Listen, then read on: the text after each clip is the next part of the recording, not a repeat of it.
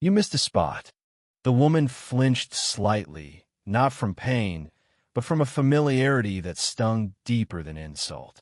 Martha Ellison adjusted her glasses and glanced up from the marble floor she was wiping, not because she was paid to, but because the boy she had come for needed silence, and silence in that house only came when the floor gleamed. "I'm not the maid," she replied calmly. The woman who had spoken, tall and blonde with the kind of tailored cruelty only wealth can polish, didn't even blink. "Then I suppose you're the cook?" she asked, laughing as if that were the punchline of her own joke. "Whatever. Just don't let Will near any gluten." Martha didn't answer. She didn't need to. She had already seen what others missed behind that boy's silence was a universe caged in fear. And she had broken through harder walls before. She hadn't intended to come back into the world this way. Retired at 68 after 3 decades teaching linguistics at Stanford, she had imagined herself traveling, maybe writing that book she kept putting off. But when her former student, now a high-profile child psychologist, had begged her to consider just meeting a patient who no one else could reach, something inside her had stirred. It had been 5 minutes into that meeting when she realized Will wasn't unreachable. He just didn't trust anyone trying to unlock the door. And now, here she was 6 weeks later wiping floors just to stay close. Will's father, tech millionaire Darren Whitmore, hadn't even remembered her name. He referred to her as the help in passing, sometimes the lady that hangs out with Will. But Martha didn't care. Not really, because every day Will gave her a word, a gesture, a sound. That wasn't nothing. That was everything.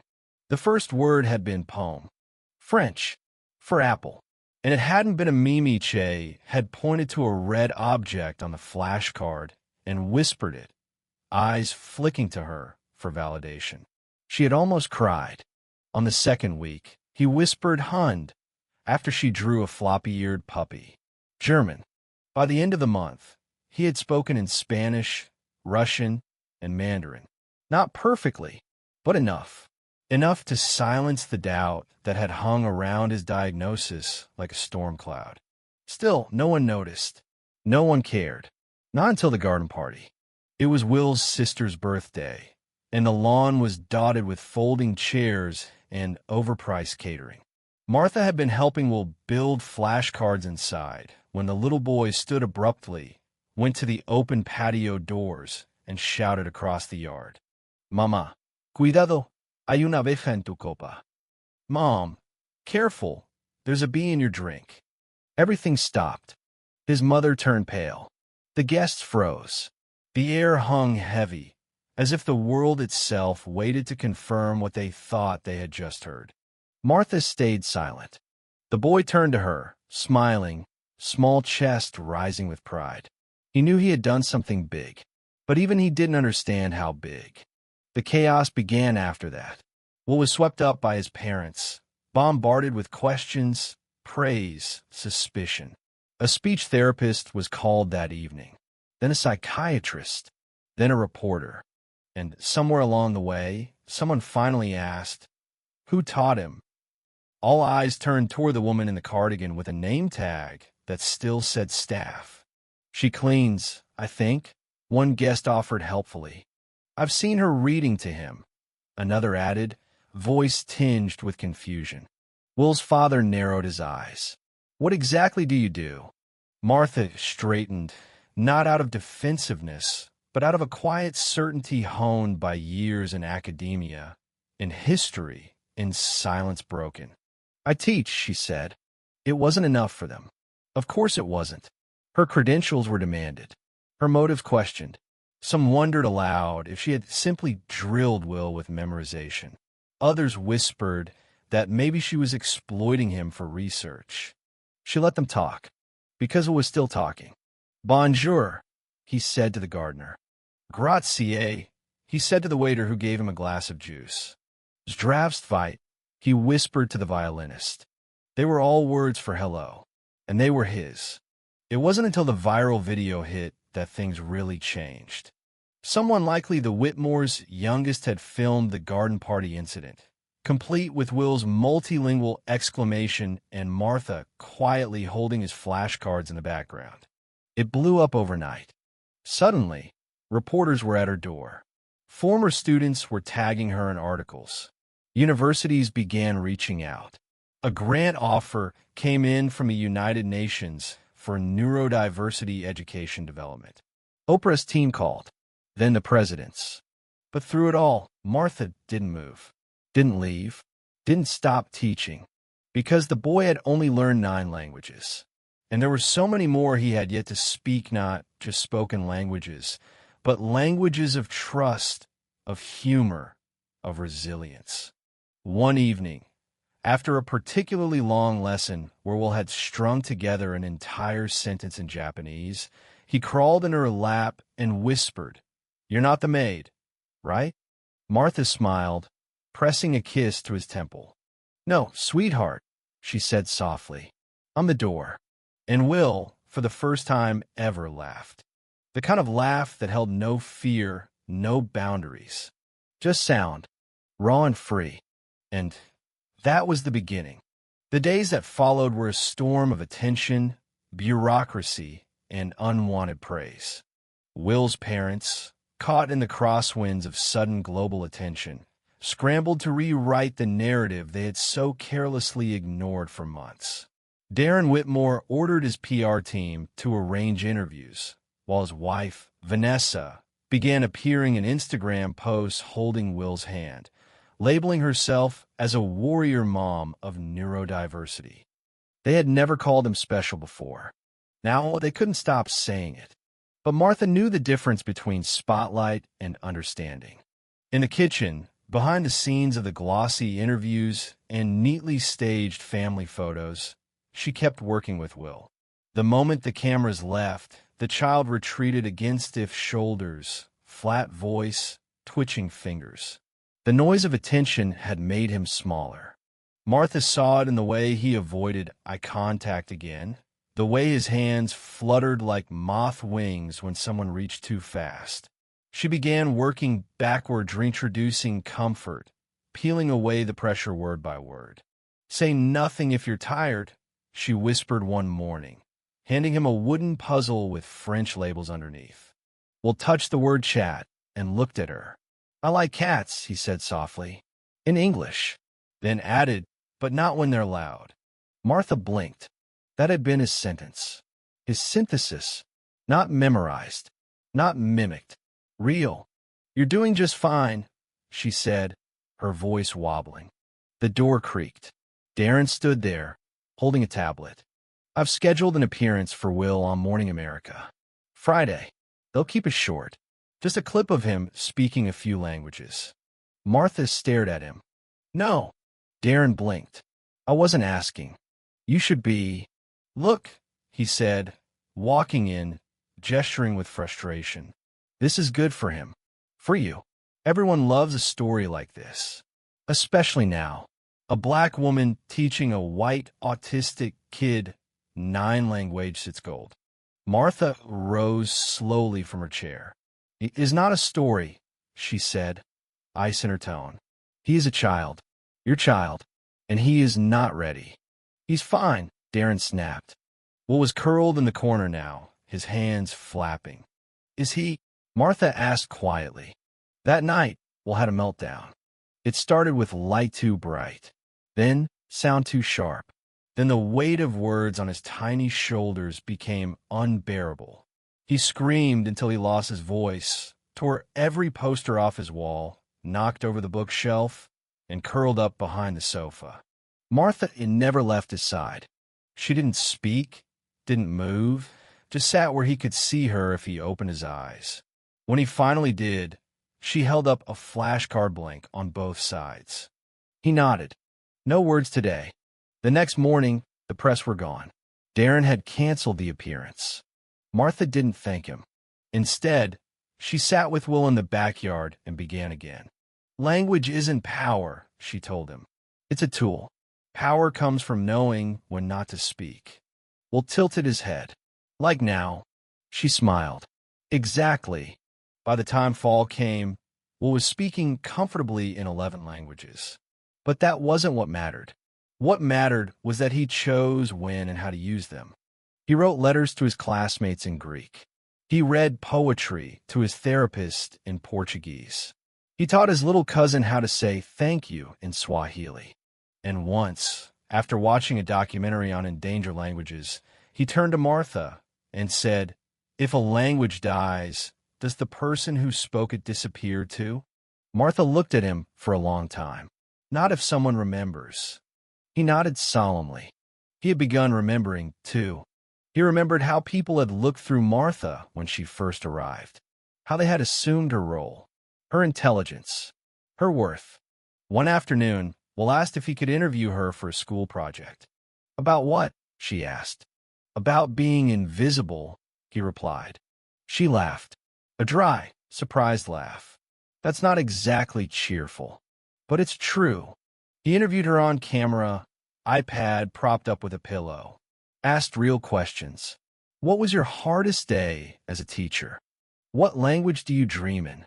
Why do people assume you clean things? She answered each one, then asked him a question of her own. What would you like to say to the people who only saw a maid? Will thought carefully. Then he looked straight into the camera. I would say, thank you, because without them, I wouldn't have found the person who made me speak. The video wasn't meant to go viral. It was for class. But his teacher cried, then his classmates, then someone shared it. Then the internet did what it always does, amplified the raw. Within a week, Martha's old lectures were trending. Her dissertation on social linguistic barriers in underrepresented communities was reprinted. A publishing deal arrived. A documentary offer followed. TED Talks reached out, but she still met Will every morning at 8 a.m. because he hadn't learned silence to be left alone again, and because she hadn't been mistaken for a maid just to prove a point. She had come to change a life and had been changed in return. One snowy December day, Vanessa came to her in tears, her makeup perfect, hands trembling. I never saw you, she said. I mean, really saw you. Martha looked at her for a long time. You weren't meant to. You saw how you needed me to be. That's how the world works. I'm sorry. Martha nodded. I know. Vanessa held out a slim envelope. This is a full-time contract. Benefits. Anything you want. Just please don't leave him. Martha didn't take it. Instead, she walked into Will's room, where he was arranging words like puzzle pieces on his desk.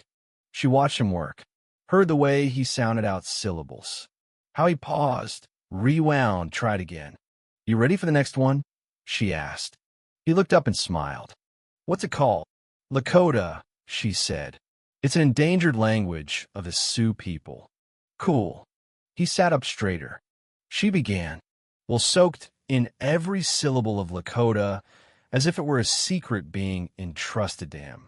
Martha watched his eyes trace the shapes of words with reverence. Unlike other languages he'd learned, Lakota didn't come with apps or structured textbooks. It came with memory, with grief, with history baked into its phonetics. It's not just a language, she explained. It's a resistance.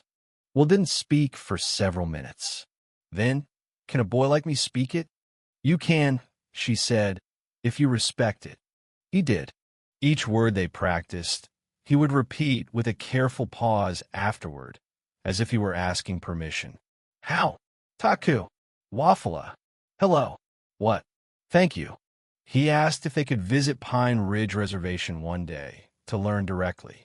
Martha promised they would, not to study but to listen. He was becoming more than a student. He was becoming a steward. By now, Martha had become a figure in the national conversation not just because of her teaching, but because she refused every accolade that tried to reframe her story into one of saviorism. A viral headline read, Black linguist saves autistic child from silence. She'd written back publicly. He was never in need of saving. He simply needed someone who would listen to him in the language of dignity. Offers came to turn her story into a feature film. We can cast Oprah. One exec pitched breathlessly. Or viola. This could be big. Martha declined. Every time, she wasn't interested in being played. Instead, she put her efforts into a quiet revolution. She launched a free online program teaching linguistic development for neurodivergent children. Will was her first official assistant. He recorded himself pronouncing phrases in multiple languages, explaining tone, syntax, facial cues. His face became the calm, gentle introduction many children needed. They didn't see a boy who had once hidden behind sofas. They saw someone like them fluent in silence, brave in sound. Eventually, the Whitmores began fading into the background. Vanessa returned to hosting charity events. Darren quietly reallocated funds into Martha's growing initiative, hoping to keep his name somewhere nearby. But Martha had never accepted his donations publicly. She had learned long ago that attention is the cheapest form of support. It was Will who made her legacy real. He brought it to life every time he knelt beside a classmate struggling with speech, whispering, "It's okay, take your time." Every time he corrected someone who assumed Martha was just a tutor, saying, "She's the reason I am." And most of all, in a letter he wrote a year later. It was addressed to the Board of Education, written in perfect formal English, then Spanish, then Arabic, then Mandarin, then Swahili, then German, then Lakota. It was a petition signed by 5,000 parents across the state, demanding that public schools integrate alternative language development programs for neurodivergent children. Martha found the letter folded neatly on her desk one morning. She sat in her armchair and read it again, and again, and again, and then she wept, not from sadness, from proof that the world could change not through policies or posts, but through one small voice learning how to speak and choosing what to say. 3 months later, they finally made the trip to South Dakota. Will held Martha's hand as they drove into the reservation, both of them silent. At a modest community center, they were greeted by a Lakota elder named Raymond, who had learned about them through a teachers' union. Raymond welcomed them in the native tongue, his voice slow and round like water over stones. Will bowed slightly. "Wafala," he said. Raymond smiled. "You speak it with your heart first." For 3 days, they stayed among the people. They sat by fires, listened to stories in half English, half sacred memory. Martha didn't record anything. We didn't bring flashcards. They just listened. On the last day, Raymond gave Will a small hand-carved feather and said, "This is for your silence, and for what you did with it." Will pressed it to his chest. "Can I still come back if I forget something?" "You will forget," Raymond said, "but your respect will remind you." Back home, Martha's body began slowing. The years caught up with her arthritic fingers, slower knees, a constant ache that even rest didn't erase. But her mind stayed sharp, her voice steady. She started training new educators through her program, now named the Ellison Method, not because she wanted her name in lights, but because Will insisted. One evening, as the sun folded into the horizon, she sat across from Will, now 15, taller, his voice deeper. "You saved my life," he said softly.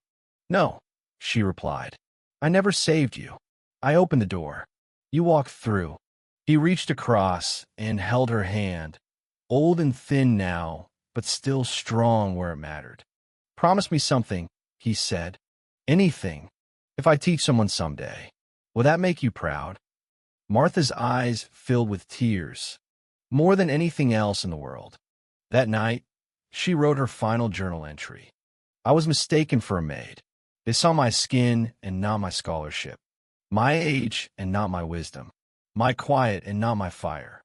But he saw me, and because of that I saw myself again. I'm not defined by what they called me. I am defined by the words I passed on in the voice I helped rise from silence." She signed it simply, Emmy. 2 years later, the world lost Martha Ellison. She passed away quietly in her sleep on a rainy Tuesday morning, in the same small home she had lived in since the mid-1980s. There was no dramatic final breath, no farewell monologue, just stillness. The kind of stillness she had spent her life teaching people not to fear. The news did not hit headlines immediately. No breaking news banners, no sirens, just a ripple first through Will, then through those she had mentored, then across communities and schools where her method had taken root. Will was 17, and when he heard the news, he didn't cry out at first. He went silent. He didn't speak for 3 days. No one pushed him. His parents, now more present, gentler, slower, understood the sacredness of that quiet. He sat on the porch, wrapped in the blanket Martha had given him, reading through her notebooks. Every page filled with meticulous handwriting, language notes, quotes from students, observations, translations of songs from indigenous languages, and, at the back, his name. Over and over again. Will German, Hund. Will Spanish, Gracias. Will Swahili, Maji. Will still listening. Will remember. That was the one that broke him. Will remember. He folded the page to his chest and wept. Not because he had lost her, because he had found everything she left behind. The funeral was small. Martha had left specific instructions. No speeches, no flowers, no eulogies. Just a quiet gathering of the people she loved, each bringing one word in any language to place on her casket. One word that meant something. One word she had given them. Will brought Saudi. It meant voice in Swahili. Others followed Esperanza, Liberté, Wui, Thesina. Hope, freedom, rebellion, blanket. The last one from Raymond, who said she had been one in winter. The casket was blanketed in languages, in memory, in legacy. And then Will did something no one expected.